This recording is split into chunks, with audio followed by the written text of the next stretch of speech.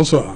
Elle était fortement attendue, la réaction du gouvernement après la sortie le 25 juillet dernier de 4 ministres du culte ici à Douala, le révérend Babila George Fonchan de la Presbyterian Church in Cameroun, l'imam Mohamed Tokour Adamou de la mosquée centrale de Bamenda, l'imam Aladji Mohamed Aboubakar de la mosquée centrale de Bouya et le cardinal Christian Toumi, archevêque émérite de Douala. Ils informent le public que les 29 et 30 août prochains va se tenir la conférence générale des anglophones dans le but de taire les armes et trouver une solution définitive à la situation sociopolitique et sécuritaire dans les régions nord-ouest et sud-ouest. Dans leur déclaration, les hommes de Dieu parlent de la facilitation du retour des déplacés et réfugiés, du dépôt des armes, tant par l'armée que par les sécessionnistes, ainsi que la libération de toutes les personnes arrêtées dans le cadre de cette crise. Le 27 juillet dernier, Issa Tiroma Bakari, ministre de la Communication et porte-parole du gouvernement, il dit que le gouvernement s'oppose à certains préalables. Madame, Monsieur, c'est le fait du jour. On se retrouve dans un instant.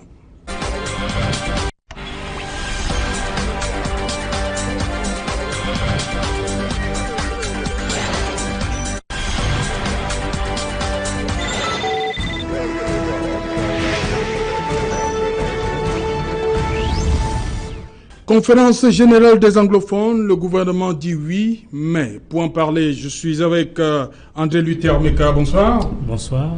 Vous êtes expert en communication et sociologue, c'est bien ça? C'est exactement ça. Elie Smith, bonsoir. Bonsoir, Otou. Vous êtes journaliste, c'est bien cela? Exactement, monsieur. Marcus Mandeki, bonsoir. Merci, salut Otou. Bonsoir à vos téléspectateurs, de plus en plus nombreux à suivre ce programme phare des télévisions en Afrique noire et plus particulièrement au Cameroun. C'est un plaisir que d'être ici. C'est un plaisir au nom de l'AFP de pouvoir représenter une partie des populations pour lesquelles nous nous battons au quotidien. Merci. Vous êtes conseiller en communication et marketing de développement. Bien évidemment, dans le civil, c'est mon activité au quotidien. Ok. Et enfin, maître Simon-Serge Kaka, bonsoir. Ouais, bonsoir, c'est Jalon autour. Bonsoir à tous les copanélistes. Et surtout, bonsoir aux nombreux téléspectateurs d'Equinox Télévision qui suivent ce programme. Vous êtes avocat au barreau du Cameroun? Bien sûr, mais membre du mouvement NAO et de la plateforme pour la Nouvelle République. Et voilà. Vous êtes invité ce soir en tant qu'avocat. C'est bien ça. Vous apportez une expertise dans ce que vous savez. Oui, mais je tiens également à préciser que je ne veux pas hésiter de dire un mot en tant que membre du mouvement NAO. Ok, on va le voir après. Je commence par vous, André Luther Meka. Comment vous avez accueilli l'initiative des 4 ministres du culte le 25 juillet dernier? Disons que... Parce qu'ils sont 4, il faut le dire. On a l'impression que ça vient du cardinal Toumi tout seul. Ils sont 4. Il y a un petit syncrétisme. Oui. Je voudrais d'abord, point de vue d'intellectuel, d'évacuer un certain nombre d'idéologies ou d'appréhensions. D'abord sur le plan ecclésiastique, parce que, comme vous le savez, ce sont des hommes de Dieu. Et en tant qu'homme de Dieu, on s'interroge sur la mission du bon pasteur. Qu'est-ce qu'un bon pasteur? Un bon pasteur est un rassembleur. Un bon pasteur est un guide. Un bon pasteur, c'est celui qui ramène les égarés dans la maison de Dieu. Et ce que fait le cardinal Toumi et les autres ne va pas en droit de dire, fait ce que vous énoncez. Ce que je veux dire, c'est que sur le plan de la forme, les pasteurs doivent normalement encadrer les brebis, encadrer les fidèles. Donc, sur le plan de la forme, ils sont dans leur rôle en tant que pasteurs, c'est-à-dire de guider, de rassembler, mais aussi de ramener les égarés. Et si vous allez me demander qui est égaré, justement, effectivement, il y a une crise sociopolitique où il y a véritablement des égarés. Sur le plan politique, la doctrine de l'Église n'a pas de franchise entre la politique et l'Église catholique. Il faut que ce soit clair. Pas parce que l'Église fait dans la politique politicienne des partis politiques, mais parce que l'Église, qui a l'autorité morale, devrait, n'est-ce pas, faire en sorte que la vérité, la justice soit faite dans la société. Donc l'Église est dans l'humanité. Sur le plan politique, effectivement, l'Église doit prendre position, non pas pour changer le régime en place, mais pour l'améliorer, pour qu'il y ait une gestion, un management équitable. Vous voyez dans les actions du cardinal Toumi une manière de vouloir changer le régime en place?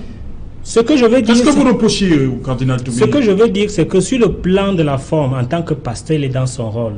Sur le plan du fait que l'Église intègre la variable politique, l'Église catholique a toujours intégré la variable politique parce que l'Église catholique est dans le débat public dans la cité. Donc il n'y a pas de problème. Le problème, c'est au niveau des acteurs et de ce qu'on appelle en littérature le manifeste latent. Quand je parle des acteurs, je parle du cardinal, notre évêque, qui a toujours été dans des sorties enflammées contre le régime. Et à ce niveau, on a toujours eu l'impression qu'il a une position partisane. Et l'autre acteur, c'est Simon Munzou, qui est un fonctionnaire de l'ONU et qui a joué un rôle très trouble à la crise ivoirienne avec M. Choi. Et à ce niveau, on se pose les questions, quelles sont les intentions, n'est-ce pas, de cette conférence qui s'est faite de façon, j'allais dire, de façon tacite, sans l'accord du gouvernement, parce que lorsqu'on fait une conférence, on doit normalement aller au contact des politiques, au contact du gouvernement, pour, n'est-ce pas, exposer... Mais le ministre a dit que toutes les initiatives sont les bienvenues. Les initiatives sont les bienvenues, mais ces initiatives doivent être encadrées pour qu'on puisse savoir quels sont les tenants et les aboutissants. Et en cela, je crois qu'il y a un petit problème de méthode. Ok, Eli Smith, Oui, monsieur. il parle de choix. Simon Munzou, pour lui, pose problème par rapport à la crise en Côte d'Ivoire. Je crois qu'il partage les mêmes idées comme des extrémistes anglophones qui ne veulent pas entendre parler de Munzou. Je suis un peu désolé. Et il est même déjà menacé de mort. Qui est menacé de mort. Et rectification, avec Choi en Côte d'Ivoire et M. Munzou, ils ont fait quelque chose d'extraordinaire. Respecter les verdicts des urnes, respecter les paroles ou les actes que le camp que vous êtes peut-être fanatisé et aimé ont toujours cru que la politique c'est être un boulanger.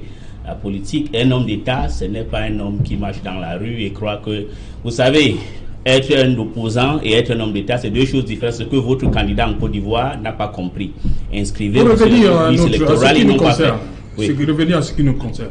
À bien entendre ce qu'a dit Luther Meka, il y a un agenda caché dans la façon dont les choses ont été menées, évoquées le 25 juillet, par le cardinal et les autres. Non, au contraire, les hommes de Dieu... En choisissant en plus Simon Munzou. En choisissant Munzou, je crois que c'est parce que Munzou a une expérience internationale, et deux, Munzou est à la retraite, contrairement à ce qu'on croit. Et puis Munzou a une expérience, rappelez-vous, il y a 23 ans ou 24 ans, si ma mémoire est bonne, à la All Anglophone Conference en 93, Munzou avait joué un rôle, il était, je crois, secrétaire. Donc il a cette expérience. Et si les propositions que le Munzou avait soumises à ce gouvernement en 93 avaient été appliquées, ce qu'aujourd'hui, nous n'avions pas les mêmes problèmes qu'on a aujourd'hui. Donc je voulais dire, et on reviendra dessus, je vous dis pourquoi ça se passe, parce que c'est un gouvernement roublard qui ne respecte rien. Et maintenant, autre chose, ils n'ont rien à cacher. Non, je veux... La chose... Smith, tu veux qu'on soit courtois oui, mais courtois... Non, courtois... je veux qu'on soit courtois. Oui, okay? Courtois comment, monsieur? Oui. Courtois quand vous refusez de respecter ce qui est écrit. C'est la courtoisie que vous voulez dedans, monsieur. Je suis en train d'utiliser les propos comme il se doit. C'est comme ça que ça se passe. Et maintenant, est-ce qu'ils ont, vous m'avez posé la question, est-ce qu'ils ont un agenda caché? J'ai dit non, la seule agenda qu'ils ont est que le Cameroun soit calme, prospère, uni dans sa diversité. C'est que ce gouvernement, que vous vouliez que je sois courtois avec eux, que je le suis, n'a pas voulu. Vous savez, un gouvernement qui fait venir ici, après le génocide de 1994, Tionex Bagassora, l'idéologue de la Hutu Power qui ont créé le Interahamwe, ça en dit un peu long. Et on viendra pourquoi je dis cela. Je pense qu'il n'y a pas... C'est le gouvernement qui l'a fait venir ici? Mais tout le monde a refusé. Non, vous n'avez pas... non, monsieur, écoutez, si vous voulez regarder, tout le monde a refusé monsieur Tionex Bagassora, il était ici avant de repartir. Et on en parlera, je vous dis pourquoi je dis ça. Mais je veux revenir pour dire que les hommes de Dieu que vous avez cités tantôt n'ont aucun agenda caché, contrairement à ce que monsieur Martin Luther est en train de penser. D'ailleurs même, le ministre de la Communication, qu'on connaît que vraiment la il a dit vérité. que toutes les initiatives, voilà, il a dit quand même d'où qu'elle vienne. Je veux dire, oui. toute initiative d'où qu'elle vienne est la bienvenue, pourvu qu'elle contribue à consolider la paix, à restaurer la paix sur l'ensemble du territoire, là où cette dernière serait menacée. Signé Issa Thilo Bakary. Voilà, donc je crois que tout ce que les amis du cardinal Toumi veulent, c'est qu'il y ait la paix au Cameroun, que le Cameroun ne devienne pas deuxième Somalie ou deuxième République démocratique du Congo. Mais comment comprendre, je vais avec vous, Maître Kaka, comment comprendre que même du côté des anglophones, qu'il y ait des réticences? Non, en fait, l'idée du cardinal Toumi. Non, en fait, non, vous savez, il faut restituer les choses dans leur contexte. Vous savez, je peux dire, la mauvaise gestion de cette crise par le gouvernement a contribué à la radicalisation. Non, nous ne sommes plus là. Il y a un problème. Il faut le résoudre. Si le cardinal et les autres avaient pensé à ça, non, on veut avancer. Non, je suis en train de répondre à votre question. Oui. Je vais simplement faire observer que la mauvaise gestion de cette crise par le gouvernement a mené la radicalisation de positions. Donc les sécessionnistes, oui, des deux côtés. Aujourd'hui, nous assistons à une radicalisation des positions. Les autres sont dans la logique de parti, donc sont dans la logique de la sécession. Donc tout ce qui les amène vers le dialogue, qui certainement va le ramener au Cameroun, ils en sont un peu hostiles. Ce que je veux faire observer, c'est que aujourd'hui, en fait, pourquoi il y a crise? Pourquoi la crise s'est enlisée? Pourquoi la crise s'est aggravée? C'est parce qu'effectivement, les gars sont dans la logique d'une véritable sécession. Or, l'idée émise par le cardinal Toumi et les autres hommes de Dieu les ramène plutôt vers un dialogue. Et le dialogue va déboucher à quoi? Au règlement de la crise. Ce qui veut dire en d'autres termes que certainement qu'il y aura plus de sécession. Donc, du coup, les gars peuvent être réticents. Mais moi, je pense que, contrairement à ce que André Luther disait tout à l'heure, il faut comprendre les choses. Lorsque l'initiative est prise par les hommes de Dieu, vous savez, le rôle de l'Église dans la société, c'est quoi? C'est la moralisation des comportements. C'est la moralisation de la vie en société. Et lorsqu'on parle de la moralisation de la vie en société ici, il faut comprendre que le rôle de l'homme de Dieu, c'est quoi? C'est d'enseigner les valeurs morales et spirituelles comme l'amour, comme la paix, comme la bonté, comme la tolérance. Donc je pense que, vu sur cet angle-là, l'initiative est la très bienvenue. Et aujourd'hui donc, que le gouvernement semble marquer sa réticence, ce qui est d'ailleurs normal, parce que depuis... Non, pas sur l'idée, mais il y a des points. Non, on va parler des points tout à l'heure. Non, il y a un problème. Nous sommes au niveau de l'idée, d'abord. Non, le gouvernement est favorable à l'idée, à l'initiative. Non, mais pourquoi? Il y a quand même des réserves. Oui. Pourquoi il y a des réserves? Parce que depuis le début de cette crise, le gouvernement ne s'est jamais véritablement inscrit dans la logique du dialogue. Le gouvernement ne s'est jamais inscrit dans la logique de régler cette affaire de manière pacifique. Le gouvernement a choisi la voie de la répression. C'est pour ça qu'il y a des réserves, parce que s'il n'y avait pas, j'allais dire, cette logique de répression, le gouvernement accepterait en bloc l'idée qui a été émise, qui, de mon point de vue, est la bienvenue. Parce qu'aujourd'hui, je pense que les hommes de Dieu ont pris l'initiative, même nous de la société civile, les acteurs politiques, les intellectuels de tous bords doivent soutenir cette idée pour que l'objectif soit atteint. Parce que l'objectif pour nous, c'est d'éviter, j'allais dire, l'escalade, parce que la situation est en train de s'enliser. Qu'on le veuille ou pas, nous sommes en situation de quasi-guerre. Donc aujourd'hui que cette idée arrive, je pense que le gouvernement n'a même pas raison de mettre des réticences, de mettre des réserves par rapport à l'idée, sur le principe. Maintenant, quand on vous dit, parce que du côté du gouvernement, je n'ai pas la prétention de vous l'apprendre, il y a quelque chose, il y a une question que le gouvernement pose toujours de manière récurrente. Dialoguer avec qui? Qui seront nos interlocuteurs? Et je crois justement, lorsque vous lisez, vous parcourez le communiqué des 4 ministres, ils disent que il va ressortir de ces conférences ceux-là qui vont aller. Tout à fait. Voilà. Donc moi, les gens ne semblent pas comprendre. Donc je pense c'est un détail à la fin. Donc je pense de mon point de vue. On va y revenir à l'esprit. Je vous vois aussi la tête. Je pense de mon point de vue que l'initiative prise par le cardinal Toumi, et j'ai entendu parler de 2 imams et un responsable de l'EPC, je pense que c'est une initiative louable. Que toute la société civile, tous les acteurs, je dis bien, tous les acteurs de la société civile, la classe politique les intellectuels, les journalistes, tout le monde doit soutenir. Parce que je pense que c'est de là que nous sortirons de l'auberge. Ok. Marcus Mandeki. Ben, de toutes les façons, il faut... Une belle initiative. Hein? Mais Une fois vous êtes d'accord avec le ministre Chiroma, il faudrait noter que... Pour une fois vous êtes d'accord avec le ministre Chiroma? Ben, vous savez très bien qu'il a émis un certain nombre de réserves, c'est-à-dire que le gouvernement... On y arrive, sur l'idée déjà. Oui, mais sur l'idée, je crois que ceux qui s'y opposent sont ceux qui n'ont pas pris connaissance dans le fond du document que nous ont présenté ces chefs religieux. Mais il faudrait... Ça veut dire que ceux-là ne veulent pas que ça s'arrange? C'est ce que ça veut dire? Non, mais pas du tout. Vous savez très bien qu'il y a des suspicions. Et il y en a qui n'aiment pas voir la tête du cardinal. Peut-être si ça n'avait pas été le cardinal, uniquement les 3 autres chefs religieux, c'est-à-dire les 2 imams et le modérateur de l'église de la Presbyterian Church in Cameroun, les choses ne seraient pas telles qu'elles sont aujourd'hui de la part de ceux qui pensent que... C'est la tête du cardinal qui dérange. Moi, je pense que c'est la tête du cardinal qui dérange. Maintenant, je voudrais aller un peu plus loin parce qu'il faudrait noter que l'idée n'est pas nouvelle en elle-même.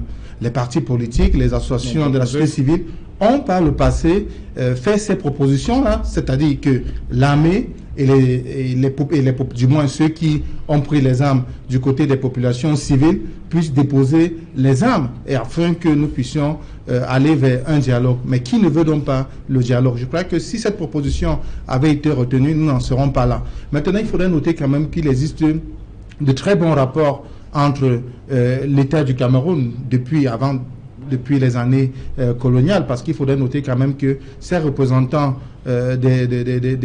ces chefs religieux, ces cadres-là, appartiennent à des religions importées, et nous savons très bien le rôle que l'Église ou alors l'islam a joué en termes d'apaisement de différentes situations. On se rappelle encore de la relation qui a existé entre Monseigneur Ndormo et Aïdjo dans des moments de crise. On a vu les membres du clergé occuper de très hautes fonctions dans des institutions, notamment au Conseil national de la communication où il y avait un évêque. On a même vu en Afrique ces gens du clergé présider des conférences nationales. Au niveau de la CONAC, on voit bien qu'il y a un évêque qui est là. Au niveau même du conseil, électoral, il y a un évêque qui est à la CONAC, je crois que c'est un pasteur de l'EPC qui s'y trouve. Donc, l'Église, nos dirigeants ne peuvent pas rejeter en bloc les propositions qui viennent de ces leaders religieux. Maintenant, il faudrait peut-être nuancer, parce que vous savez très bien que au-delà du rôle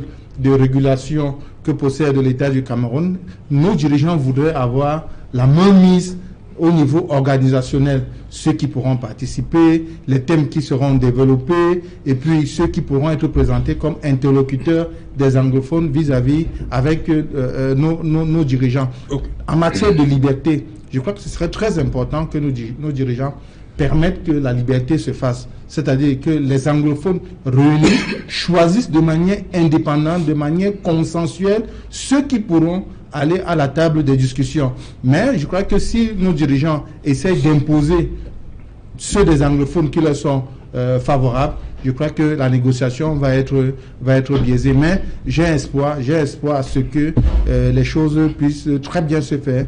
Et vous savez très bien que nous avons un certain nombre d'enjeux sur le plan électoral, sur le plan organisationnel d'un certain nombre de compétitions. Je crois que l'État du Cameroun, je veux dire, nos gouvernants ont intérêt à ce que toutes les propositions qui vont vers des solutions, notamment la paix définitive, le rétablissement à l'ordre public et surtout la réconciliation. Oui. Parce qu'il ne suffit pas tout simplement que la paix puisse s'installer, parce que ça peut être ce qu'on appelle une paix précaire, une paix de façade, de forme. Il faudrait que nous allions un peu plus loin. Et je crois que, bien évidemment, et si vous lisez très bien, par exemple, notre vision au niveau de l'AFP, vous verrez très bien que dans un gouvernement de transition, nous proposons qu'il puisse exister une commission de réconciliation et de paix. Parce que la réconciliation, nous en avons besoin. Parce qu'il faut dire que pendant cette période-là, nous nous sommes fait beaucoup de mal. Ok.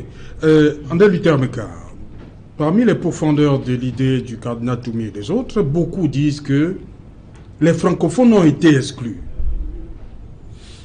Disons que je ne me suis pas peut-être fait bien comprendre. Je suis en train de dire que sur le plan de la forme, l'idée n'est pas mauvaise. Oui. Mais il y a un certain nombre d'acteurs qui inquiètent.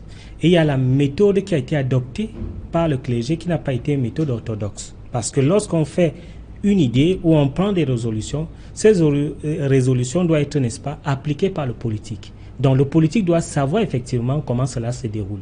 Mais ce qui advient, c'est que ils n'ont pas fait cette démarche et effectivement, ils ont pris quelqu'un qui a, j'allais dire, une identité assez controversée en Côte d'Ivoire et notamment qui est aussi un fonctionnaire, qu'il soit à la retraite, qui est un fonctionnaire, n'est-ce pas, international de l'ONU et qui certainement n'a pas perdu ses adresses et ses méthodes. Donc, à ce niveau, nous pensons que cela peut être un problème, même comme l'idée en elle-même est une idée géniale.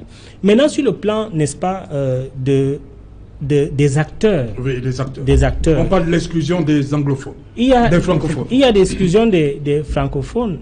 Il y a même l'exclusion des anglophones de culture.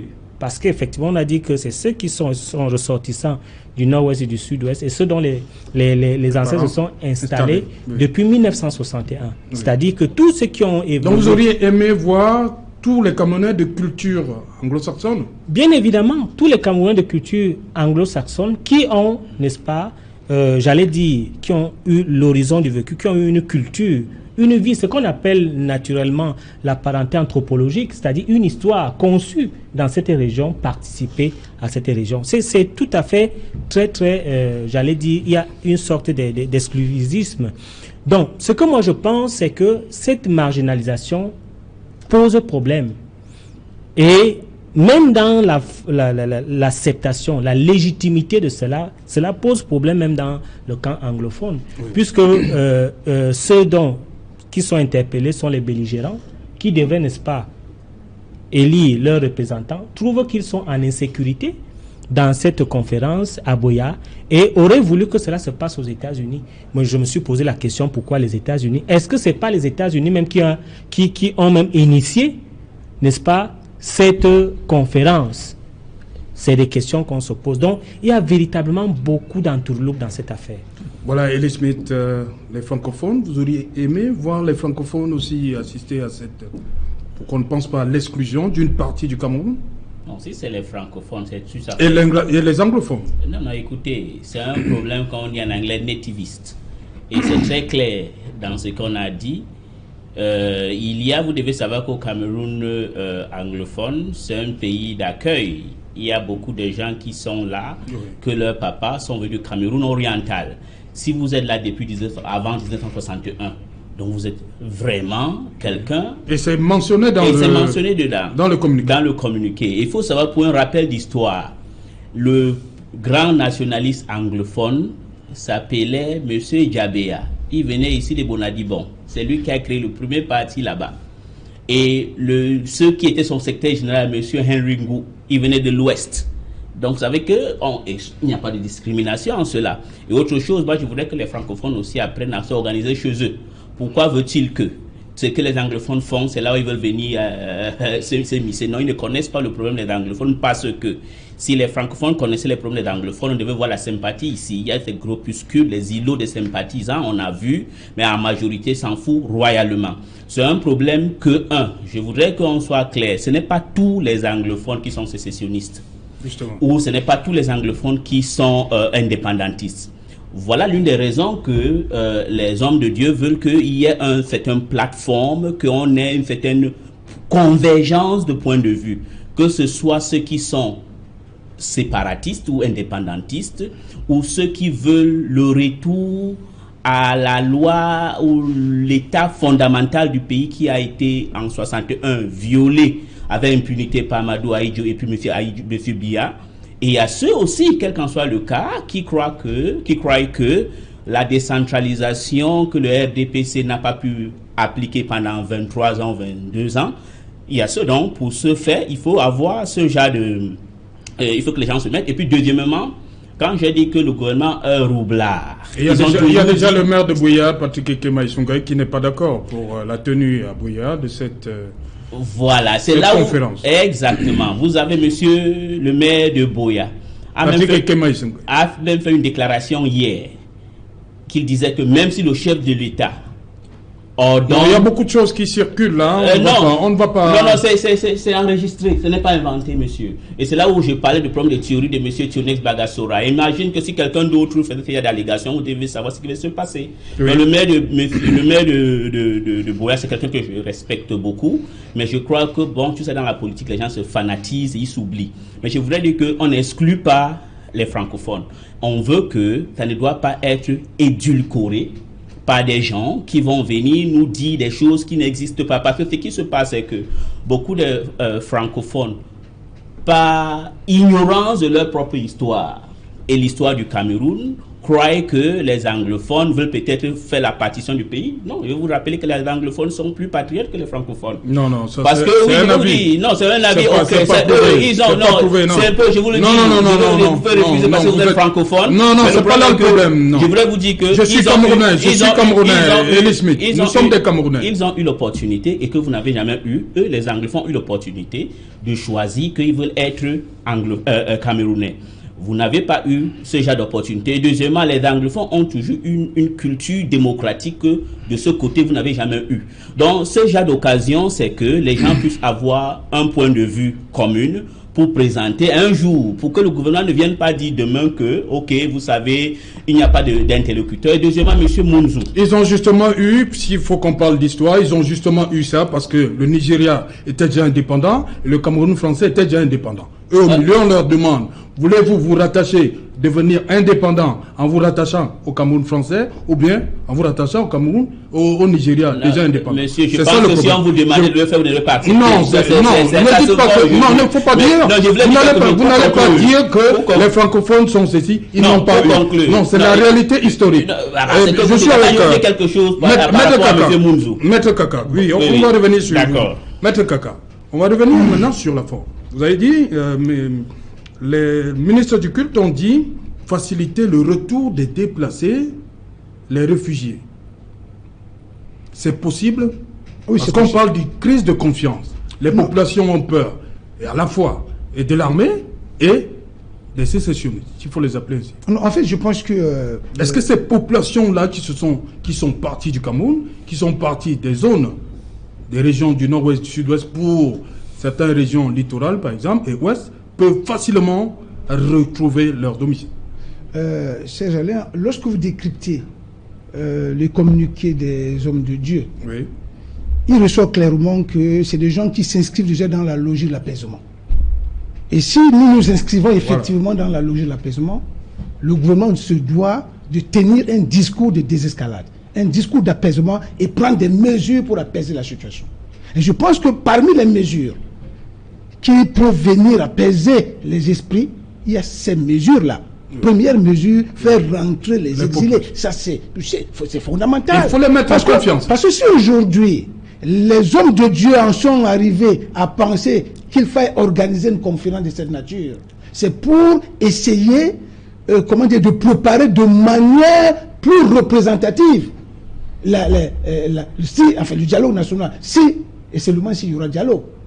Parce que si on va à un dialogue, alors que beaucoup sont en exil, beaucoup sont détenus, vous convenez avec moi qu'il risque de se poser un problème de représentativité. Donc aujourd'hui, si on va organiser une conférence pour sortir de la crise, il faut prendre des mesures d'apaisement qui sont préalables. Et je pense que c'est dans cette optique qu'ils ont parlé de la facilitation du retour des exilés. Première chose, ils ont parlé de la libération de ceux qui sont détenus dans le cadre de cette crise. Oui. De mon point de vue, je trouve ça très normal. Bon, maintenant, je voulais relever quelque chose. Parce que lorsque je suis mon ami André Luther Mika, je me rappelle encore de ce qui se disait au début de cette crise. Au tout début de cette crise, il y a les gens... Il n'y a pas de problème anglophone. Qui appellent le problème anglophone. C'est pas ce que j'ai dit. Non, je veux simplement dire ceci. Que lorsque vous déplorez le fait qu'on n'ait pas associé les francophones, cela veut dire que le problème qui se pose... Je ne l'ai pas dit non plus. Non, en fait. Ce que j'ai dit, c'est qu'on n'a pas associé ceux qui ont la culture anglophone et qui vivent dans ces régions depuis un certain temps et qui ont, n'est-ce pas, un certain pouvoir, même économique. Non, ça a justement été fait. Non, ça a été fait. Le deuxième point. Quand on dit 1961. Avant 1961. Avant 1961. Ça veut dire, oui, tout à fait. Donc, moi, ce que je veux dire, le fait que les prélats aient pensé convoquer uniquement les anglophones, de mon point de vue, veut tout simplement dire qu'ils veulent d'abord, comment dirais-je, dissiper tous les malentendus entre eux avant d'aller au dialogue. Voilà, et comme c'est le dernier point, c'est clair. Comme avant d'aller au dialogue. Avant d'aller au dialogue. Dialogue national. Oui, national. Avant d'aller au dialogue, il faut déjà qu'ils harmonisent leur position. Oui. Et comme l'a si bien dit tout à l'heure Lee Smith, vous savez que là-bas, il y a une catégorie qui est sécessionniste. Il y a une catégorie qui est fédéraliste. Il y a une catégorie qui est pour la continuité. Oui. Donc il faut que tous ces gens s'asseyent, chaque parti apporte ses arguments. Et à ce moment-là, au sortir de leur conférence interne, permettez-moi l'expression, pour moi c'est une conférence interne, justement, qui leur permet d'abord, j'allais dire, de régler, de laver leur linge sale en famille. Au sortir de cette conférence, ils auront des positions harmonisées qui vont leur permettre de mieux défendre leur position au dialogue national inclusif. Voilà ma position. Justement, on va donc rentrer par les éléments qui fâchent. Le ministre, on a parlé d'un cessez-le-feu. Le ministre dit niet, le gouvernement dit niet.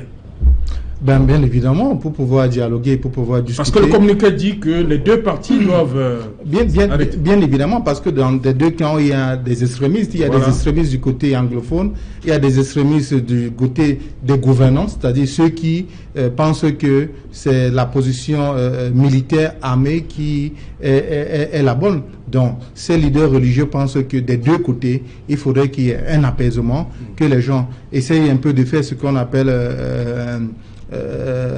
un cessez-le-feu, quoi, de manière générale. Et je vais vous lire, une minute, je vais vous lire la déclaration du ministre Chiroma.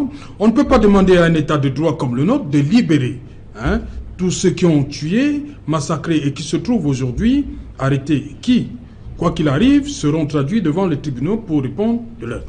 Pour revenir au deuxième point où on demande de libérer de toutes les façons, lorsqu'on veut résoudre un problème, on évite d'être radical. On évite d'avoir des positions radicales. Il faudrait avoir des positions qui permettent aux uns et aux autres de céder un peu de leur pouvoir. Parce que c'est de ça qu'il s'agit. Il ne s'agit plus aujourd'hui d'une question de droit uniquement ou alors de justice uniquement. Il s'agit ici maintenant d'un problème d'humanité. Il s'agit d'un problème de fraternité. Parce que ceux qui sont en face, ceux qui ont peut-être commis un certain nombre de gaffes, sont nos frères, qu'ils soient militaires ou civils. C'est des gens qui ont besoin d'être tous amnésiés, c'est-à-dire qu'on puisse leur pardonner en quelque sorte leur faiblesse pendant cette période de guerre. Maintenant, je voudrais aussi que nous allions dans ce dialogue-là sans suspicion. Parce que lorsqu'on y va avec un certain nombre de suspicions,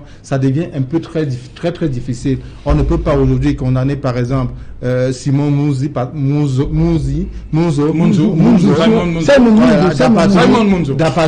d'appartenir à l'ONU. Lorsqu'on sait très bien que l'État du Cameroun, lors de l'affaire de Bakassi, a sollicité la présence de l'ONU pour davantage apporter son expertise et son apport afin que le règlement de ce conflit-là puisse être réglé. Je pense que pour nous, c'est une opportunité que d'avoir cet homme-là auprès de nous, afin qu'il nous apporte non seulement son expertise de manière personnelle, mais qu'il jouisse aussi de ses entrées pour que des solutions internationales puissent être trouvées, afin que chacun des camps puisse avoir un minimum de dignité. André Lutermeka, est-ce que le fait pour l'État de cesser le feu comme ça, c'est-à-dire l'armée camerounaise, ce serait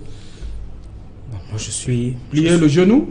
Je suis un peu amusé lorsque j'entends Maître Kakak parler d'une homogénéisation de la conférence générale des anglophones. La question qu'un esprit intelligent peut se poser, c'est de savoir pourquoi c'est maintenant que cette conférence arrive. Mais beaucoup ont dit mieux vaut tard que jamais.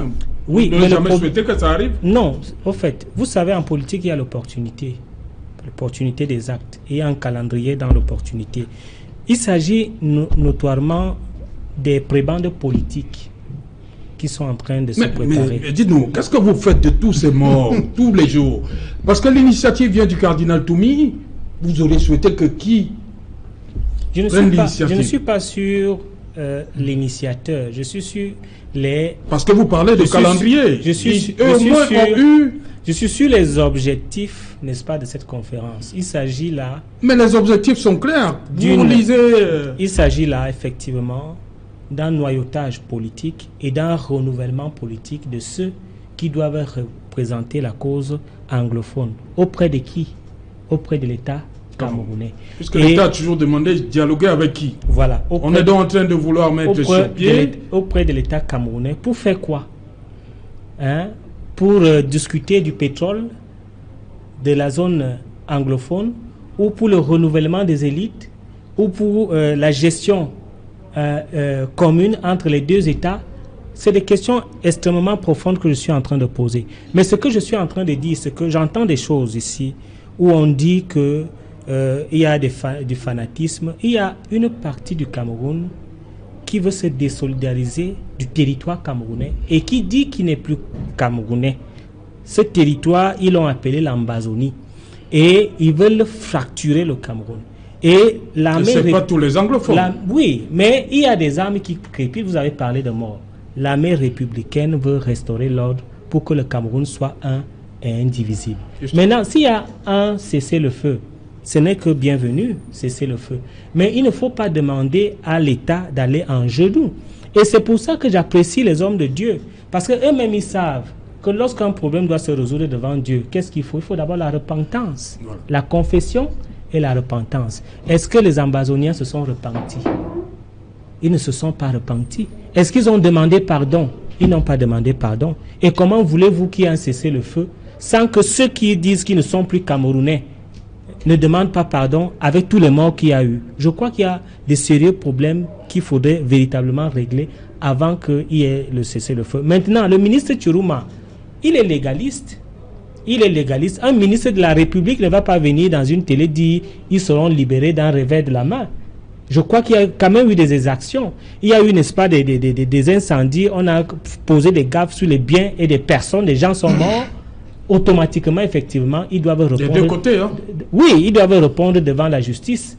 Mais, encore que, si le problème est réglé politiquement, ils peuvent être amnistiés par l'État. Ils peuvent être graciés par le président de la République. Mais cela nécessite un certain cheminement. Il ne faudrait pas que les gens pensent que en encourageant la sécession, en donnant des éloges à ce qui se fait, c'est de la politique. Ce n'est pas de la politique, c'est du cynisme politique. Ce n'est pas parce que nous sommes en période électorale qu'on doit harmoniser le discours politique, le discours électoral, en faisant l'éloge du terrorisme. Ce n'est pas comme ça que ça doit se passer. Non, nul ne le fait. Élise, oui, quelques minutes. Non, je voulais juste rebondir sur un point précis. Notamment la position du ministre Tchourouma lorsqu'il parle de l'état de droit. Oui. Il dit que dans un état de droit on ne peut pas libérer les gens comme ça. Bon, il y a quand même quelque chose qui terrorise mon esprit. Lorsque nous parlons par exemple de ceux qu'on a interpellés au Nigeria, vous voyez quand même que ça fait pratiquement 6 mois que ces gens sont là. J'en viens à me poser la question de savoir si M. Tchourouma peut dire aux Camerounais si ce dossier est traité comme dans un état de droit. Parce que dans 6 mois après, aucun citoyen camerounais ne peut vous dire avec exactitude avoir vu même ces gens. Première chose. Deuxième chose... Les Camerounais doivent les voir, pourquoi? Non, écoutez, je dis ceci. Ça veut On doit les présenter au public. La procédure ne se gère pas de manière clandestine. Dans un état de droit, la procédure se gère de manière officielle. Et c'est vous qui parlez des canons. La procédure a des canons. Quand vous interpellez les gens, si vous estimez qu'ils ont commis des actes répréhensibles, vous les jugez dans les règles de l'art. Il y a des enquêtes qui sont menées de manière transparente en respectant les droits de l'homme, tout ce qu'il faut. Et maintenant, vous passez au stade de jugement. Mais curieusement, 6 mois après, aucun Camerounais ne peut vous dire avec exactitude quelle est la situation exacte de ceux-là qu'on a amené au Nigeria. Ça, c'est la première chose. La deuxième chose que je fais observer, c'est que je suis tout à fait d'accord avec André Luther que normalement, avant d'aller à un dialogue comme celui-là, il faut des préalables, je suis d'accord, mais sauf que lorsque vous voyez la gravité de la situation actuelle, cela fait quand même pratiquement 2 ans que cette situation dure. Dans un premier temps, tout le monde était convaincu que le dossier allait être évacué en 2-3 mois. Ça n'a pas été fait. Le gouvernement est passé au stade j'allais dire, à un niveau énergique de la répression. Oui, le gouvernement a opté. Non, le gouvernement a opté pour. Il y a eu un dialogue, Maître Kakak. Non, écoute, il faut quand même dire les choses. Le Premier ministre y était. Il y a quand même des choses qu'il faut qu'on se dise. Quand nous sommes sur un plateau de télévision, il faut dire des choses qui peuvent éclairer l'opinion. Le problème là, c'est enlisé parce que, justement, le gouvernement a donné l'impression de ne pas être à l'écoute de son peuple. Beaucoup de gens ont appelé, même au niveau de la communauté internationale, on a appelé à ce dialogue depuis très longtemps. Le gouvernement n'a pas cédé. Le gouvernement a opté pour l'option, a opté pour la voie répressive, la voie militaire. Et aujourd'hui, nous nous rendons compte que cela a contribué à aggraver la situation sur le terrain. Aujourd'hui, nous sommes dans une situation de quasi-guerre. Je pense que si les hommes de Dieu interviennent, c'est un peu comme ce qui s'est passé il y a 2 ans au Congo démocratique, vous vous souvenez? Parce que lorsqu'il y a eu, j'allais dire, des violences qui se perpétraient déjà entre le camp Kabila et l'opposition, l'Église a été obligée, l'Église catholique a été obligée d'intervenir et il en est sorti ce qu'on appelle aujourd'hui au Congo démocratique l'accord de la Saint-Sylvestre. Oui. C'était les catholiques. C'est la conférence épiscopale du Congo qui est intervenue pour ramener les uns et les autres à l'apaisement. Je pense que c'est dans cette optique que nos hommes de culte se sont levés pour dire que ça fait quand même 2 ans que les gens meurent. Parce qu'il faut y aller. Moi, j'y vais souvent. Lorsque vous y allez, vous vous rendez compte que la situation est très grave et que ça ne peut pas continuer. C'est pour ça que tout à l'heure, dans mon propos, j'ai tenu à faire observer qu'au-delà de l'action qui est entreprise aujourd'hui par les hommes de Dieu, il faut que toute la société civile, tous les intellectuels, tous ceux qui aiment ce pays s'impliquent pour que cette histoire nous donne un résultat qui pourra nous permettre de sortir de l'auberge. Donc, c'est une affaire très grave. Maintenant, pour chuter, il faut quand même comprendre que lorsque vous parlez, par exemple, de M. Simon Munzo, bon, personnellement, j'ai eu le privilège de le connaître. Il a été mon enseignant pendant 3 ans. Je le connais personnellement. Bon, c'est un monsieur d'abord parfaitement bilingue. Vous le savez, il a une culture, il se sent bien avec les francophones, comme il se sent bien avec les anglophones. C'est un atout. Et de 2, il a fait sa carrière pratiquement aux Nations Unies. Parce que l'une des choses aujourd'hui qui intéresse certains Camerounais, parce que telle que la situation s'est enlisée, on a peur aujourd'hui qu'un dialogue réel ne soit pas possible entre ces sécessionnistes et le gouvernement s'il n'y a pas une médiation des Nations Unies.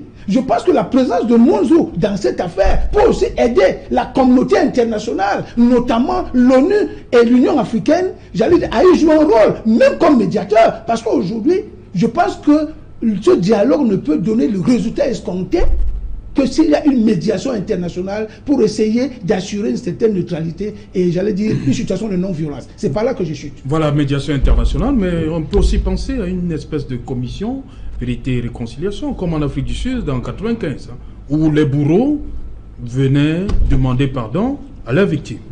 Oui, ça c'est sous la conduite de Monseigneur Desmond Tutu. Oui, exactement, ça c'est possible, mais après qu'il y ait eu, il y aurait cette conférence et puis qu'il y ait dialogue. Oui. Et quand il y a dialogue, on verra la forme de l'État. Et puis, pour qu'il y ait préalable de ce dialogue, il faut que tout le monde, ceux qui sont à l'extérieur, puissent rentrer au pays. Ceux qui sont, vous voyez même le communiqué, c'est les hommes de Dieu et ils ne sont pas en train de défier l'État. Ils ont dit ceux qui sont légalement, qu'on peut légalement les libérer.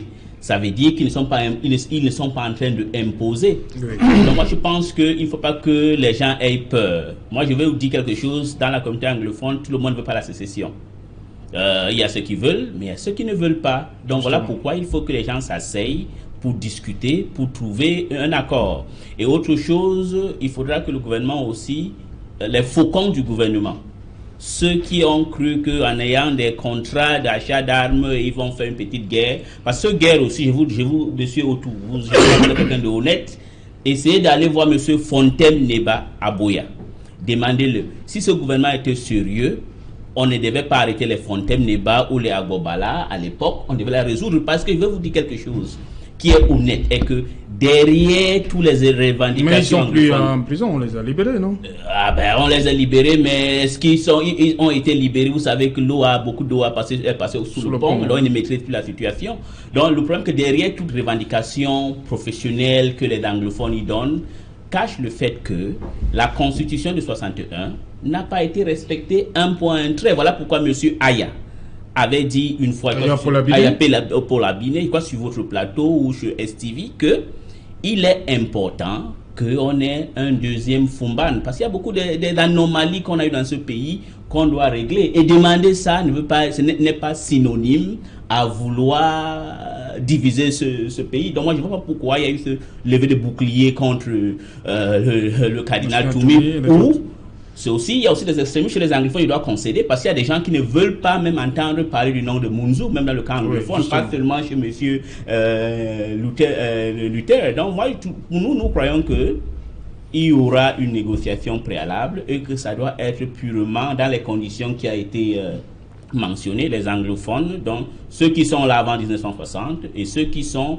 du sud-ouest et du nord-ouest, pour qu'on ait un point de vue commun face au gouvernement. Si un jour, et de l'autre côté, pour vous dire, si le gouvernement, je crois qu'ils ne vont pas refuse cette négociation ou ne veut pas parler avec ceux qui vont immerger dans cette conférence, ça veut dire que le gouvernement donne un OK à ceux qui pensent qu'il faut partager le pays. Je veux pour conclure, quand vous parlez des Ambazoniens, ces histoires d'Ambazonie a commencé quand? En 84. Pourquoi? Parce que M. Biya a décidé un jour de prendre son stylo et de changer le Cameroun, que ça revient comme non, c'est ça. C'est ça, monsieur. Parce que quand il a fait non, vous n'avez pas la parole. Pourquoi ne voulez pas que je parle? Vous voyez Marcus Mandeki, dites-nous, lorsque on parle de libérer toutes les personnes incarcérées dans le cadre de cette crise, est-ce que quelque part, on ne doit pas faire ce qu'on appelle le cas par cas? Est-ce qu'on peut tout d'un coup, comme ça, libérer tout le monde? Ben, mec, lorsqu'on dit non, je crois que c'était un peu sous un angle assez précis. Lorsqu'on demande la libération de tous ceux qui ont été incarcérés, c'est demander tout simplement que le pouvoir politique prenne ses responsabilités en prenant en compte les raisons pour lesquelles chacun des détenus se trouve aujourd'hui dans cette position-là. Ce n'est pas une libération quasi complète, mais c'est de prendre leurs responsabilités en disant pourquoi est-ce que tu te retrouves là, et trouver des solutions de libération. Peut-être qu'ils sont nombreux qui ont des choses à dire. Vous savez, Elie Smith disait tout à l'heure qu'ils sont nombreux qui ont été abusivement et arbitrairement interpellés, détenus pendant très très longtemps, et malheureusement ils ont été libérés, mais le gouvernement n'a jamais communiqué là-dessus. On a le cas de Aya, on a le cas de Fontem, de Mbalarbo et bien d'autres. On a même encore le Mancho BBC qui a été arbitrairement condamné. Donc il n'y a pas eu une communication véritable là-dessus. Qu'est-ce qu'on fait de ceux qui ont été arbitrairement détenus pendant 8 mois et qui sont partis de là avec des séquelles, des maladies? Qu'est-ce qu'on fait de ces personnes-là? Donc il faudrait que ceux qui sont encore détenus puissent bien évidemment retrouver la liberté, parce que c'est une solution d'accalmie, parce qu'il faut éviter que les gens se radicalisent davantage. Maître tout à l'heure a dit justement que les gens qui étaient modérés se sont radicalisés justement parce que les positions de nos gouvernements n'étaient pas assez favorables, n'étaient pas bonnes. Aujourd'hui encore, l'État a une occasion en or de pouvoir dire: nous vous prenons à témoin, nous voulons effectivement qu'il y ait un retour de la paix. Si nos gouvernants ne mettent pas des moyens, ne prennent pas des dispositions pour que ces échanges-là puissent avoir lieu, je crois que la situation sera encore beaucoup plus difficile. Mais ça, nous ne la souhaitons malheureusement pas. André Luther Meka, pourquoi le terme amnistie dérange certaines personnes? Non, le terme amnistie ne puisqu'il y a eu exaction des deux côtés. Hein? Le terme amnistie... Pour avancer, est-ce qu'il ne faut pas s'arrêter un moment? Le terme amnistie ne dérange personne. Hein? Et je crois que c'est un terme que je considère sur le plan politique comme l'achèvement d'un processus. Et quand on parle de l'achèvement d'un processus, ça dit qu'il y a tout un processus qui doit être déballé. Je suis en train de vous dire quand même que le chef de l'État a libéré certains acteurs de la crise anglophone. Bon, monsieur Mandé qui demande qu'il faille avoir une communication. Je ne sais pas s'il n'y a pas eu meilleure communication que le ministre de la Communication qui a fait une conférence de presse sur cette libération.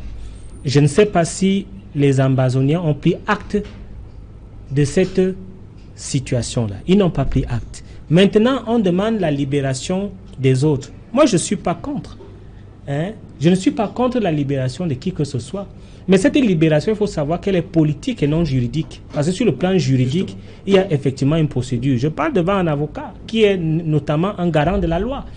Et si c'est une libération politique, il faudrait, n'est-ce pas, qu'il y ait, n'est-ce pas, un cessez-le-feu, que les gens déposent les armes et qu'ils montrent, n'est-ce pas, cette loyauté, qu'ils fassent un signe, qu'ils fassent un geste. Qui doit faire le geste en premier? Ceux qui doivent faire le geste, c'est ceux qui ont pris les armes contre le Cameroun, qui ont décidé de fracturer le Cameroun, qui doivent dire, nous déposons les armes, nous voulons parler avec nos frères camerounais. Et à partir de là, l'arrestation et, n'est-ce pas, l'arrestation et, j'allais dire, ceux qui sont en prison, s'ils sont toujours maintenus, cela va démontrer une mauvaise foi. Parce que je dis encore que la libération est politique, elle n'est pas juridique. Et pour cela, il faudrait qu'il y ait un processus. Mais j'aimerais remercier Maître Kakak d'avoir reconnu que les Nations Unies sont derrière cette affaire, à travers M. Choi. Et non, je n'ai jamais parlé de M. Choi ici. à travers M. Munzu. À travers M. Munzu. Que les Nations Unies sont derrière. Non, il dit que ça peut. Je veux repréciser ma pensée tout à l'heure. Non, parce il a dit que le fait que monsieur, voilà l'expérience, qu'il ait travaillé avec les Nations Unies. Vous savez, lorsque vous avez un haut. Son cahier d'adresse, vous savez, le Cameroun a. Vous savez, lorsque vous avez un haut commis des Nations Unies qui est dans une affaire, vous ne pouvez pas vous imaginer les autoroutes de l'ONU qui sont, n'est-ce pas, derrière ce monsieur. Donc, effectivement, ce sont des craintes qu'il faille régler. Moi, j'aimerais qu'on soit clair, Maître Kakak. Quand vous voulez faire comprendre aux Camerounais que le gouvernement n'a pas dialogué, c'est faire preuve de mauvaise foi. Parce qu'il y a eu un consortium qui a causé avec le directeur de cabinet du Premier ministre qui s'est passé, n'est-ce pas, à Bamenda à plusieurs reprises. Vous savez pourquoi on a arrêté? Ils se sont justement, on va dire, comme s'ils se sont braqués parce qu'ils ont dit que le gouvernement voulait imposer un certain nombre de choses. Non. Moi, le gouvernement est venu avec des éléments voulant imposer. Non, monsieur Outou, moi j'ai eu des confidences. Oui. Ils ont dit qu'ils ne dialoguent pas. Ce qui est intéressant sur le dialogue, c'est le fédéralisme. Qu'ils ne dialoguent pas sur les autres points. Et Lee Smith le sait. Et dans la Constitution, on ne peut pas changer la forme de l'État, le fédéralisme. Et là, ils étaient en porte-à-faux avec la loi et on les a arrêtés. Non, là, et par la suite, certains ont été libérés. Donc, quand on veut toujours matraquer l'esprit des Camerounais que l'État n'a pas dialogué, c'est fait preuve de mauvaise foi. Parce que je me rappelle que le Premier ministre y était, je me rappelle que le directeur de cabinet y était avec le ministre de l'enseignement supérieur, avec le ministre des enseignements secondaires. Je me rappelle encore, et c'est très récent, que le comité de multiculturalisme y était, et M. Mafani Moussonguer a fait un large débat où il y a eu effectivement les résolutions de ce que les anglophones réclamaient. Moi, je ne comprends pas cette mauvaise foi. Je ne comprends pas. Oui, il parle de mauvaise foi. Non, là, je ne suis pas d'accord avec lui. Parce que si nous rentrons... Parce que moi, j'aime la chronologie. Quand cette affaire commence, ça commence avec les revendications corporatistes. Ça, tout le monde le sait. Mais très vite, ça a pris une coloration politique.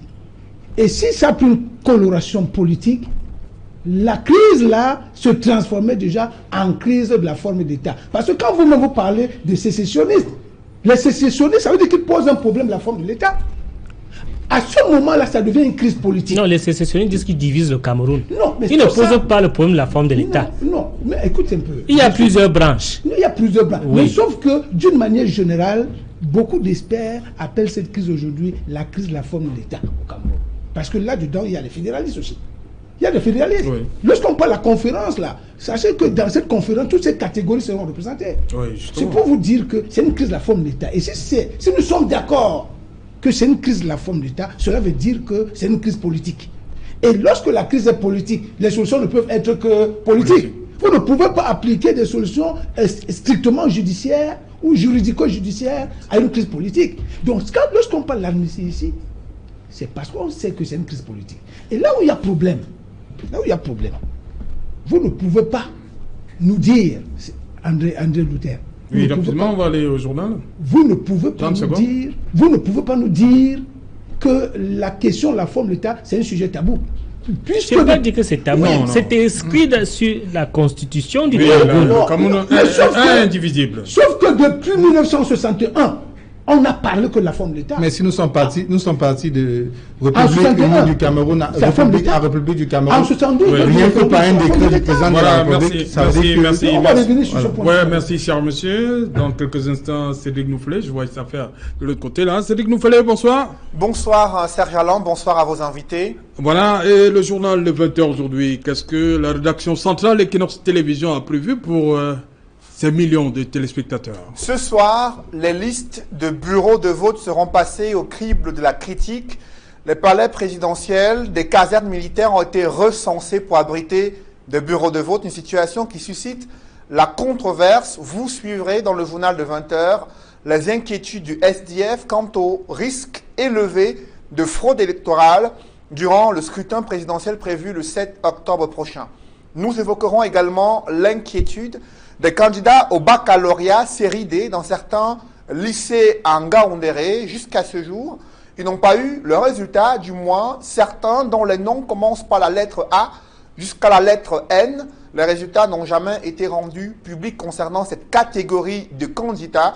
Du coup, ils défilent dans les sous-centres d'examen du côté de Ngaoundéré. Nous ferons le point dans ce journal. Alors que le maire de Buea projette une marche de protestation contre la conférence anglophone, une marche qui doit en principe se tenir demain. Dans ce journal, son éminence Christian Cardinal Toumi réagit à toutes les vagues de critiques qui se sont soulevées jusqu'ici et il recentre le débat sur les enjeux de cette conférence anglophone projetée à Buea à la fin du mois d'août 2018. Et dans l'escale internationale, nous ferons le point sur l'élection présidentielle qui s'est tenue au Mali, mais aussi sur les consignes de vote données par l'ancien président zimbabwéen Robert Mugabe. C'est également jour d'élection du côté de ce pays d'Afrique australe. Voilà, tous ces éléments vous seront développés dans un instant dans le 20h de Cédric Noufelet. Et moi, je vous retrouve en compagnie, je serai toujours avec les panélistes pour le débrief du journal. Dans un instant, madame, monsieur, le 20h, Cédric Noufelet.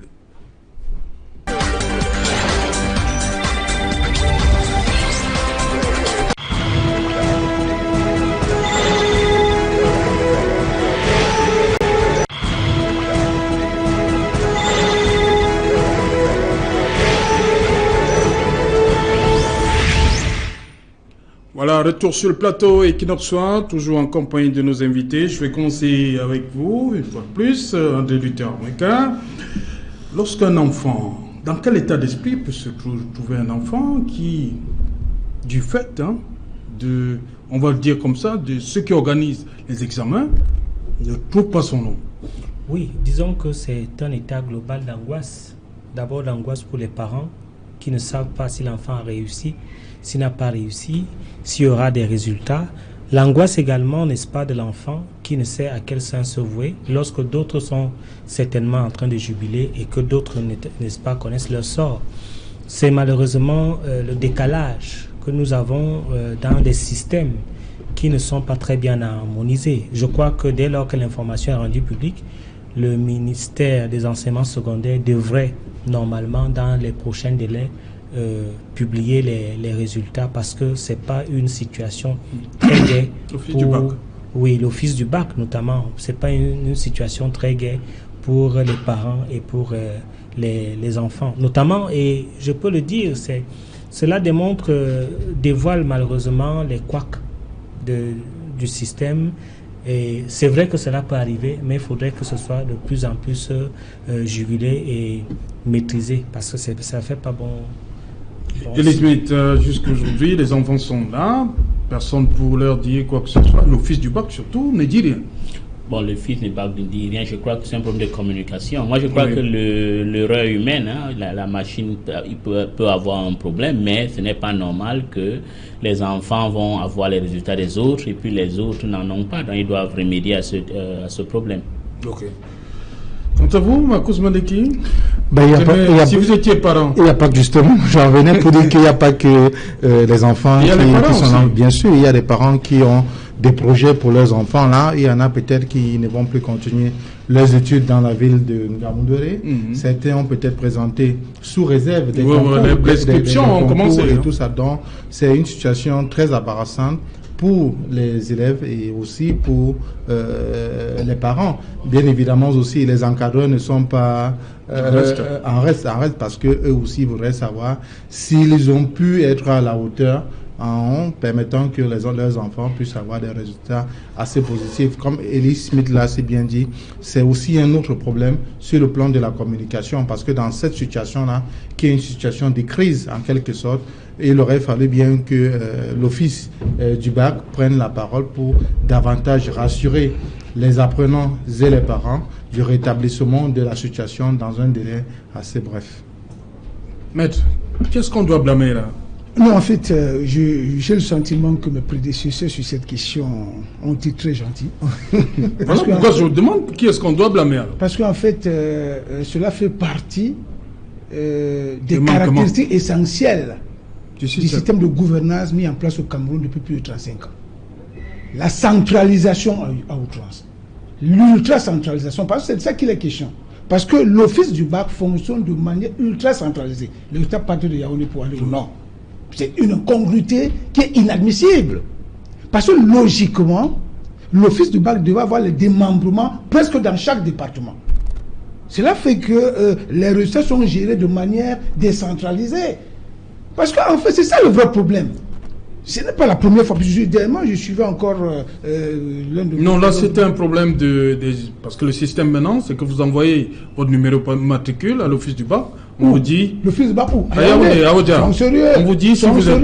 Et il y a des candidats. Maître Kaka, il dit, on lui a dit qu'il n'était pas admis, refusé. Mais lorsque la liste sort, il y a son nom. Voilà, mais ça confirme ce que je dis. Donc je dis que, en fait, tout à l'heure, j'ai dit...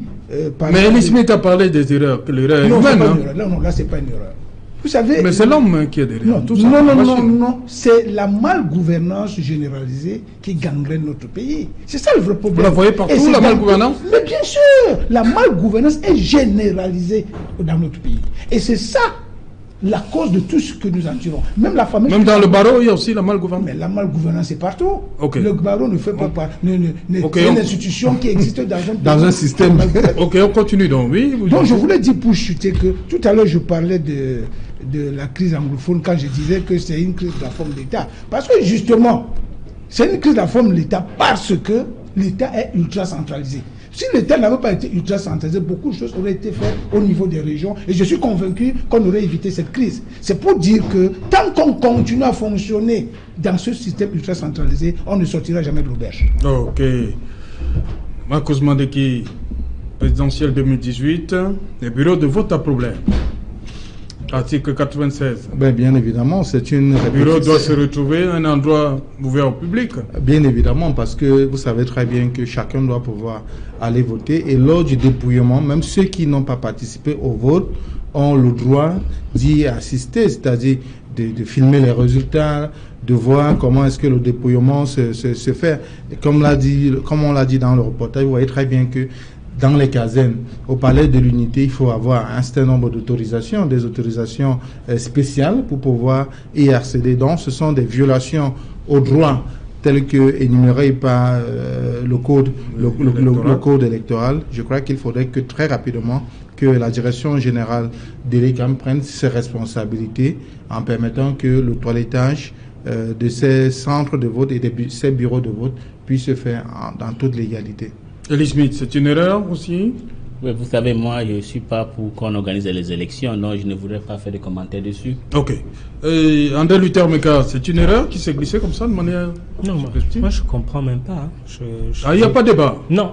En fait, je veux comprendre. Est-ce qu'on veut ôter le droit de vote aux militaires, aux forces de l'ordre? Qu'est-ce qu'on veut? Parce que je ne comprends pas.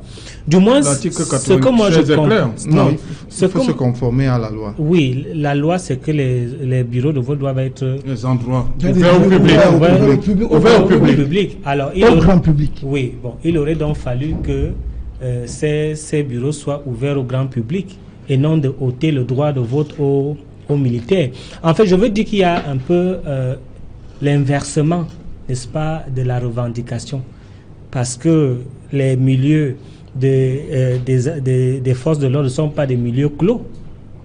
Que je sache, ce ne sont pas des milieux clos. Donc, c'est la politisation des faits. Parce qu'il faudrait être sincère.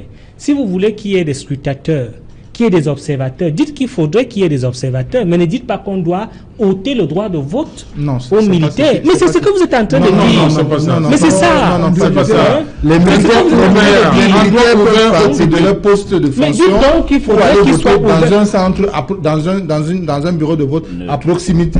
Mais lorsqu'ils viendront en tenue, en masse, ceux qui seront peut-être dans les casernes, ils vont venir. Vous allez dire que c'est l'embastillement, on va régimenter. Vous opposez donc à la loi. Vous ne me comprenez pas. Je suis en train de dire. Vous opposez donc à la loi, puisque la loi est claire. Elle dit que laissez-moi parler. Si vous opposez à la loi, demandez tous ces bureaux de vote au législateur de modifier cet article-là. Terminé. Vous ne pouvez pas. Monsieur Mandeki, je suis en train de dire que vous êtes en train d'instrumentaliser la revendication. Demandez à ce que les bureaux de vote soient ouverts aux scrutateurs et aux observateurs et non de ôter le droit de vote aux militaires. C'est pas vous ne direz pas. Non, c'est ce que vous êtes en train de faire. Quand on supprime ça, ça veut dire pas seulement. Même le public doit assister aux règles. Mais demandez-le donc, au lieu de demander qu'on raye ces bureaux de vote. Est-ce que le public, la question est simple, est-ce que le public pourra assister au dépouillement au palais de l'Unité, par exemple? Le public ne pourra pas peut-être assister au palais de l'Unité, mais il peut y avoir des caméras, des télévisions qui peuvent assister au dépouillement. Non, c'est différent. Au palais de l'Unité, vous parlez de quel palais là? Mais vous ne savez pas que c'est un endroit où des gens y vivent. Hein? C'est un endroit qui est peuplé et dont il y a des employés, il y a des gens. Hein? Dites qu'il se soit ouvert, mais n'inversez pas la revendication. Non, on dit justement que moi, je n'aime pas les petites politiques vraiment. Non. Monsieur Mekano, si le SDF le relève, c'est qu'il y a un problème. Il y a un problème, monsieur Mekano. Vous n'allez pas l'idée, il y a un problème. Je vous dis qu'il n'y a pas de problème. Il n'y a pas de problème. Je dis dans la revendication. Il n'y a pas de problème lorsqu'une institution se permet de violer les règles établies. Non, mais il faut que les qu'on se conforme à la loi. Vous opposez à la loi, demandez au législateur. Je voudrais chuter en disant qu'il était légitime qu'on demande que ces bureaux de vote soient ouverts au public et qu'à la présidence, parce que je sais qu'à la présidence, il y a beaucoup de gens qui travaillent, il y a des militaires également, que ce soit ouvert au public et que lors des dépouillements, que les télévisions soient invitées pour que les dépouillements soient officiels et non de ôter le droit de vote aux militaires. Parce que s'ils sortent en rang serré, en tenue pour aller voter ailleurs, ça peut influencer les Camerounais. Non, moi, je n'aime pas cette petite politique-là. Bon, je comprends un peu la préoccupation de mon ami André Luther, mais ce que j'aimerais lui faire observer, c'est que lorsque vous prenez l'article 96 du code électoral de la présidentielle au Cameroun, ce texte est clair. Les bureaux de vote doivent être logés dans des lieux ouverts au public. Qu'est-ce que cela veut dire en droit? Parce qu'il faut que cela soit clair. Lorsque vous prenez une disposition légale, on l'interprète de deux façons. Il y a ce qu'on appelle l'interprétation littérale, c'est-à-dire tel que l'article a été libellé. Il y a ce qu'on appelle l'interprétation téléologique. Quel est l'esprit? Qu'est-ce qu'on recherche à travers la disposition? Et ce qu'on recherche justement, c'est un rappel qu'on veut faire.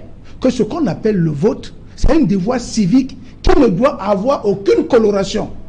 Ça veut dire quoi? Ça veut dire que le droit de vote, qui est notre droit, qui est notre devoir aussi, ne doit avoir aucune coloration militaire. Et de deux, ça doit revêtir une dimension populaire. Quand on donne par exemple les résultats, c'est une fête, il faut que tout le peuple se sente impliqué, que le peuple sache ce qui s'est passé.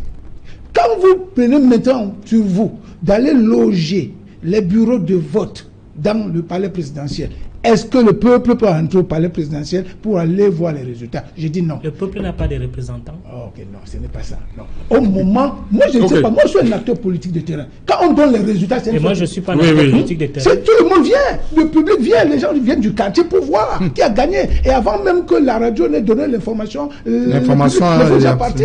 C'est une fête. Donc, ça doit avoir une dimension populaire. Ça ne peut pas être le cas dans une caserne militaire ou dans un palais présidentiel. Je pense que c'est une erreur. Enfin, là, je vous concerne le mot maintenant. C'est peut-être une erreur de Elekam. J'ai le sentiment et même la conviction qu'Elekam va adopter une stratégie pour corriger cette erreur en délocalisant. Parce que c'est de ça qu'il est question. On ne demande pas d'annuler. On demande de délocaliser ces bureaux de vote. C'est ce que je voulais dire sur la question. Et je le dis à Equinox Télévision.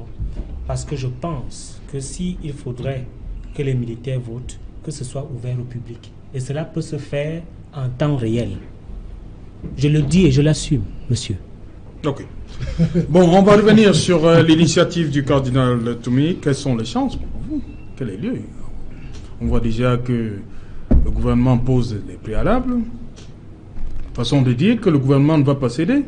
Non, moi je ne pense pas que le gouvernement ne va pas céder parce que tout. Vous croyez que le gouvernement va céder en libérant? Je pense que pour apaiser, pour que le Cameroun soit stable, il faudra faire des concessions. Vous savez, c'est le donnant-donnant, même le cardinal a dit, vous donnez de ce côté, il y aura des concessions. Je crois que le gouvernement va céder, c'est ça qu'il faut.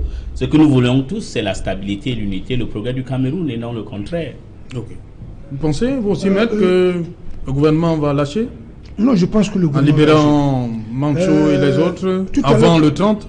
Tout à l'heure, quand on en parlait, j'avais des réelles appréhensions. Mais quand j'ai suivi la pertinence des explications du cardinal Toumi, j'ai compris que cette initiative a des chances de prospérer. Mais pour que cela soit le cas, je continue à dire qu'il ne faut pas qu'on donne l'impression que ce n'est qu'une initiative du cardinal. Il faut que le peuple camerounais s'implique au niveau des acteurs de la société civile, au niveau des intellectuels de tous les horizons. C'est de ça qu'il est question. Maintenant, je vais chuter par quelque chose qui m'a... Je ne sais pas si on va revenir dessus, parce que je vois que nous tendons déjà vers la fin. C'est l'attitude du maire de Buea. On en parle dans un instant. André Luther Meka, vous êtes convaincu maintenant, je ne peux pas dire, par les explications du cardinal Toumi, après l'élément d'Éric Martial Jomo dans le journal? Il ne m'apprend rien de nouveau. Il ne m'apprend rien de nouveau. Donc votre position n'a pas changé? Non, ce que je veux dire, c'est que je ne suis pas contre la conférence générale des anglophones. Vous avez un problème avec la bonne foi, on va le dire comme ça? Oui, avec la bonne foi. Et cette bonne foi doit, n'est-ce pas, être prouvée. Parce qu'il faut s'éprouver auprès, n'est-ce pas, des autorités et des politiques, auprès des Camerounais, qu'effectivement, il s'agit pour le dialogue. D'ailleurs, il a dit, et pour cela, je n'ai aucun problème. Pour la libération des détenus, je l'ai dit, moi je ne suis pas contre. Le cardinal dit que même leurs représentants... Je ne suis pas contre qu'ils soient libérés, mais j'ai dit que c'est un processus politique qui nécessite un cessez-le-feu et que ceux qui ont pris les armes contre le Cameroun demandent pardon et le reste va suivre. Luther pose comme préalable, il ajoute un préalable à lui, un pardon avant le 30. C'est faisable? Non, il faudrait quand même relever qu'il ne s'agit pas d'un bras de fer entre ces leaders religieux et nos dirigeants. Ces leaders ont fait une proposition, des propositions qui avaient déjà été faites. Qui est bien accueillie par le gouvernement à travers des propositions qui avaient été précédemment faites par des partis politiques et des organisations de la société civile. Je dis, c'est une occasion pour nos gouvernants de prendre l'opportunité de démontrer pour une fois sa bonne foi en permettant que cette conférence-là se tienne et que des résolutions prises pendant cette conférence-là soient effectivement suivies. Pendant que, quand certains leaders avaient été interpellés et incarcérés, il y a eu des campagnes pour leur libération. Il ne s'agissait pas des campagnes contre nos gouvernants, il s'agissait des propositions pour permettre qu'il y ait un certain apaisement dont je souhaite et j'espère que nos dirigeants vont prendre de la mesure pour faciliter la réalisation de cette conférence-là, afin que nous puissions sortir du bout du tunnel. Maître Kaka, comment comprendre l'attitude du maire Kema depuis quelques jours, depuis que la conférence est annoncée chez lui, sur ces terres, entre guillemets, on va le dire comme ça, Buea? En fait, lorsque j'ai suivi... On va demander aussi, est-ce qu'il y a un agenda caché du maire Kema? Non, pas un agenda caché, tout simplement... C'est quoi le problème? Lorsque j'ai suivi cette information, ça m'a rappelé quelque chose qui m'a toujours taraudé l'esprit. C'est qu'autour du président Biya, depuis près de 36 ans, il y a une catégorie de personnes qui ont quand même le privilège d'assumer des hautes responsabilités dans ce pays, mais qui en fait sont ce que j'ai toujours appelé les partisans de la politique de la soudure. Vous savez, moi je suis né à côté de l'eau et j'allais tout le temps pêcher la soudure. La soudure est un poisson qui présente des caractéristiques. La première caractéristique, c'est que la soudure, c'est un poisson qui glisse énormément. Et sa deuxième caractéristique, c'est que la soudure ne fonctionne que quand l'eau est trouble. C'est-à-dire que pour pêcher la soudure, il faut d'abord troubler l'eau, il faut sortir la boue pour que la soudure sorte. Donc ce n'est que dans la boue que la soudure tire son épingle du jeu. Alors il y a ce genre de personnes auprès du président Biya qui ne tirent leur épingle du jeu que quand il y a le désordre. Donc je suis sûr que le maire Ekema fait partie de ces gens-là. C'est-à-dire que les gars qui voient qu'effectivement... Il y a une accusation forte là. Non, ce n'est pas... Non, je vais simplement dire que il y a des gens... Écoutez ces gens-là, ce n'est pas, je pèse mes mots. Il y a des gens qui trouvent leur compte dans cette crise. C'est-à-dire qu'ils n'ont pas intérêt à ce que cette crise soit réglée. J'ai peur que Ekema fasse partie des gens qui pensent que si le dialogue a lieu aujourd'hui et que ce dialogue produit les résultats escomptés, certainement qu'eux vont perdre quelques prépas. En fait, je pense que l'initiative du cardinal et de sa bande de ministres de culte, c'est une initiative louable. Un Camerounais qui aime ce pays, un Camerounais qui brille par son patriotisme, ne peut que saluer. Maintenant, il y a un certain nombre de préalables, il y a un certain nombre de dispositions à prendre pour que, j'allais dire, cette initiative ne prenne pas d'autres connotations. Et sur ce point, je rejoins entièrement mon ami Ando Luther Meka. C'est ce que je voulais dire par rapport à ça. Ok. Moi, le cardinal va réussir ou les autres ont échoué. Les Nations Unies, on l'a dit, ont tenté. Beaucoup ont appelé à la paix. Vous pensez que le cardinal, lui, va réussir? Avec l'aide de Dieu, il va réussir. Tu sais, oui, il va réussir il n'est pas seul. Oui. Et puis, en ce qui concerne M. Ekema, je le dis ici avec autorité, il a deux problèmes. Laisser M. Ekema en paix, c'est quelqu'un de bien, mais il a un problème d'avoir l'élite RDPC du FACO. Et puis, il a tous les nouveaux parrains qui sont à Yaoundé. Quand je parlais aujourd'hui de Tionès Bagassora, vous n'avez pas voulu, je vous conseille, je ne vais pas le dire. Mais il est un peu excessif. Et puis, vous savez, les zélateurs ont souvent des conséquences qui vont arriver. Donc, moi, je pense que, quel qu'en soit le cas, il serait appelé à l'ordre et la conférence aura lieu là-bas et lui-même va participer parce qu'il est du Cameroun occidental, il est de... Mais Ekema est le bienvenu à cette conférence. Il est bienvenu. Lui-même, il a dit qu'à un moment, je crois que c'est dans le journal des Postes, qu'est-ce que les ambazoniens le veulent, lui aussi l'ambazonien. Donc, lui, il n'y a pas de problème. Je vous dis, le problème de M. Ekema, c'est de faire plaisir à Doubé, à Yaoundé, et puis il a un problème avec les gens du RDPC de FACO. Mais je saisis aussi l'occasion pour présenter mes condoléances aux enfants qui ont été tués à Sandpit aujourd'hui par les militaires camerounais. Donc, je pense que M. Ekema, c'est ça, on doit le calmer et il reviendrait à l'ordre. Je suis bien sérieux, monsieur. Non, vous n'allez pas... Nous sommes dans une télévision. Non, ce n'est pas... Non, ce n'est pas ça, Elie Smith, c'est pas là le problème. C'est trop fort, les termes là, c'est pas sur ce plateau, on en veut pas. Merci. Bon, présenter les condoléances, c'est quelque chose de mauvais. Oui, vous avez ajouté la suite. André Luther Meka, sur est-ce qu'il peut réussir, comme je dis, ou les autres ont échoué? Quand je parle ici, les gens ne me comprennent pas. Par rapport au maire, le maire est le premier magistrat de la ville. Et je parlais de l'humilité de cette initiative d'aller vers les politiques pour effectivement avoir leur assentiment. Ce qui se passe là, il s'agit de ce qu'on appelle la crise de leadership. Parce qu'effectivement, pour qu'un événement se tienne à Boya, il faut au moins son consentement. Il me semble qu'il est maire. Premier magistrat de la ville. Alors, les théories de la cellule, bon, peut-être. Mais c'est important de savoir que lorsqu'on a une initiative pareille, on doit faire un rapprochement vers les élites. Vous pensez que le maire Ekema n'a pas été consulté? Je le pense qu'il n'a pas été consulté, il n'a pas été appelé pour qu'on lui dise que cet événement va se passer dans sa ville. Parce que lui, il a été élu. Et c'est ce que j'ai demandé dès le départ, qu'il fallait une humilité pour aller vers les politiques et leur exposer. Parce que quand ça tombe, on appelle ça les ponts aériens. Quand ça tombe sur votre tête, vous avez l'impression que vous n'existez pas et vous faites un blocus. Et c'est ça qui guide l'attitude budgétairement, parce qu'il n'a pas été consulté par les cartes de ministres du culte? On ne peut pas avoir cette affirmation-là. De toutes les façons, vous savez très bien que le cardinal et tous les autres ministres du culte sont des personnes assez sages. Je crois qu'elles ont pris des dispositions qui même pour que le conseil municipal, peut-être pas le maire de manière personnelle, mais que certains membres du conseil municipal puissent avoir l'information sur l'initiative qui est en train d'être prise. Mais de toutes les façons, je pense que le maire pourrait revenir à de meilleurs sentiments et c'est tout à fait logique qu'un événement organisé dans une ville puisse avoir la communion de ceux qui ont la charge de cette ville-là. Je pense notamment à ce qui s'est passé il y a quelques jours dans la ville de Yabassi, où le maire a été interdite par le sous-préfet de pouvoir organiser l'assemblée générale de constitution d'une entreprise. Ça, c'est une violation de droit assez forte qu'il faudrait dénoncer avec toute notre énergie. Voilà, merci. Bonsoir Sylvestre Hippolyte Zangao.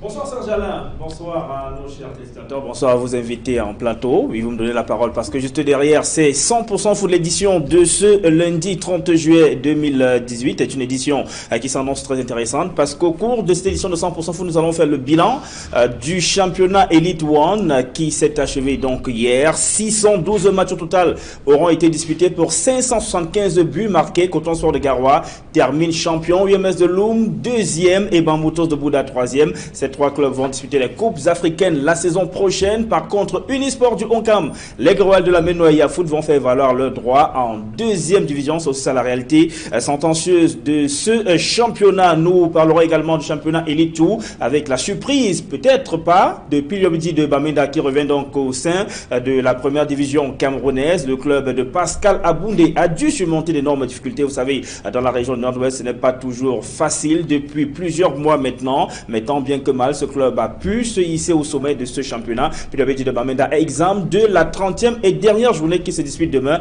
et termine donc leader du championnat Elite 2 et va jouer la saison prochaine en Elite 1. Nous parlerons également pour sortir du recrutement de nouvel entraîneur pour le Indomptable du Cameroun. Finalement, Sven Goran Eriksson qui a séjourné pendant 72 heures au Cameroun s'en est allé. L'Africa Foot ne l'a pas encore retenu, mais elle annonce que cette page n'est pas encore refermée. Il y a une communication justement de la Fédération camerounaise de football à propos qui annonce que dans les tout prochains jours, le nom du prochain sélectionneur des Lions indomptables du Cameroun sera dévoilé au public. Voilà, merci Sylvestre. On retient qu'il y a 6 stars dans votre 100% foot. Coton Sport, UMS, Bamboutos et plus tard dans cette émission, Unisport, Aigle de la Menoya et Yafoot. On connaît pourquoi. Ah oui. Tout à l'heure, Sylvestre Polizango. Merci, cher monsieur, d'être passé. Merci, André Luther. C'est un plaisir. Je découvre High-Tech, un studio très, très relevé. Félicitations, Equinox. Merci. Merci, Elie Smith. C'est un plaisir de nous inviter ou de m'inviter. Et puis, je suis content que vous voulez qu'il y ait la paix au Cameroun et qu'il y ait la paix au Cameroun occidental. Voilà, merci. Merci, Maître Kaka. Bienvenue. Merci, Serge Longotou. Je pense que l'échange a été très convivial et assez constructif. Oui. Ça, c'est vrai. Et je profite également de cette occasion pour adresser mes félicitations au grand patron de la chaîne Equinox, parce que là, je constate que nous avons essayé d'échanger là dans un univers paradisiaque. Ok. Merci également à vous, Marcus Mandeki. Merci, l'AFP par ma voix vous remercie pour la sollicitude et vous dit que nous sommes à votre entière disposition. Ok. Merci, c'était Equinox Soir. Rendez-vous 23h GMT pour la rediffusion et minuit à Pogoué par Boumniebel pour la rediffusion. Equinox Soir, bonsoir.